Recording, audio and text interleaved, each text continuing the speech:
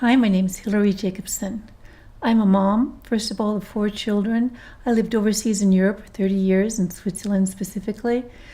And in Switzerland, I discovered that I could improve my milk supply by eating traditional foods and herbs that are used around the world to increase milk supply.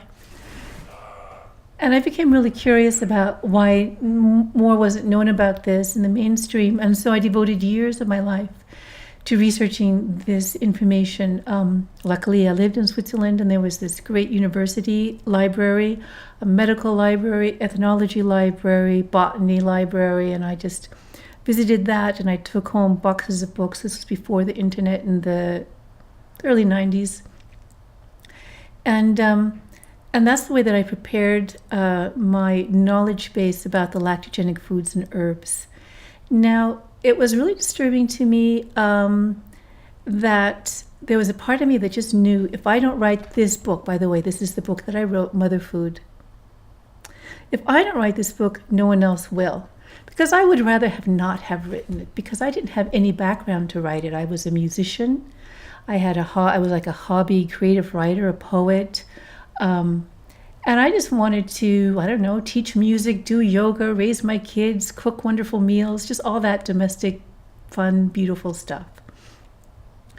And that paradigm, as it were, crashed around my head when I discovered I had low milk supply.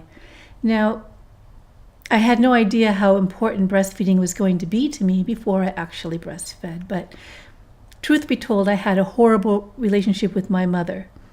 And I was depending on breastfeeding being my way to bond with my baby because I believed in it. I was a whole foods kind of person, a yoga kind of person, a natural kind of person. And I thought that probably one of the main reasons that my relationship had been so terrible with my mother was that she did not have those ways to connect with me. And that's why I think for me, when I didn't have the ability to produce a milk supply and my baby actually began to lose weight, and I went through all those experiences of feeling like a failure, etc., and like, how could this be happening? I was doing everything right according to the books and according to my lactogenic guidance. I just couldn't believe that this was happening, and I felt like I entered a parallel reality where nothing made sense anymore. I was told my body can do this, no problem. Women can do this.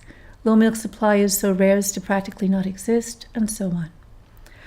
Now, I didn't plan for this to happen, but the whole conversation around low milk supply and the foods and herbs that increase milk supply became the center point of my life, as did the issue of the kind of emotional tragedies that mothers experience when breastfeeding doesn't work out as they hoped. I didn't want to do this. I'm not a nurse, I'm not a doctor, I'm not a lactation consultant. Well, actually, I am a certified holistic lactation consultant, but I became that after the fact, actually after I had most of my information together. Just a second, I'll be right back. And I have to say that this continues to upset me. I mean, I would much rather not have spent those 15 years researching this information and becoming an expert in this field. I would much rather have gone on to teach music and do the yoga and just enjoy life. But what I want is for other women to have that opportunity. That I couldn't imagine other women going through the same experience of low milk supply that was totally avoidable if they had known what to do. And, once you sort of know what to do and you have that information, there's this sense of responsibility to share it. So what I want now is I want that information to finally get out there and finally get into the mainstream. Because what I've seen is that in spite of the fact that I wrote this tremendous book, which has been heralded as a classic, actually, also by the Lecture League, and it's recommended by lactation consultants, etc., there's still this huge unwillingness on the side of the medical field to integrate this knowledge about foods and herbs to support breastfeeding. What I've found is that, I don't even know how to talk about this. It's such a big topic. Like, you're probably a young mother who's either preparing to breastfeed or you have breastfed. Maybe you're pregnant again. Maybe you had low milk supply last time. Maybe you're afraid you might have low milk supply because your sister had low milk supply or whatever. There's a reason that you're watching this video, in other words. And so you're wondering, why isn't there more information about this? Why do some people say it's just anecdotal information and other people swear by it? And there's a reason for that. And so I hate the patriarchy, because I think it's been way overused and it's become this thing like overcome the patriarchy. And I think we're really going overboard with that concept of the patriarchy. But I can tell you that there is one area where it absolutely applies, and that is women's medicine. So what happened in the 1800s, when breastfeeding medicine began to become an established field, you had the first schools of midwifery. You had the first doctors actually researching lactation. What happened was that the information about the herbs and the use of herbs was excluded from the science and the studies. And so there was a choice that was made, obviously. And that choice has to do with who we are as a Western civilization. And who we are as a Western civilization has to do with our roots in Christianity and Judaism. Because in Christianity, who was Mary? Mary was a virgin. And if you see images of Mary with Jesus, she's pristine, she's young, she's virginal, her breasts are perfect, her skin is perfect. She looks disengaged from motherhood. She looks detached from motherhood. And so there was this idea that motherhood is just something that should sort of exist in its own little bubble. And it doesn't have to be attached to nature. Whereas in Chinese medicine, in Ayurvedic medicine from India, from all kind of indigenous medicine, from what was known in tribal medicine around the world, the connection between women and the plant life in her area, that connection was always revered, and it was escalated to an art. It was included in the science. It was included in the formal systems of medicine and in the folk medicine of all these other cultures.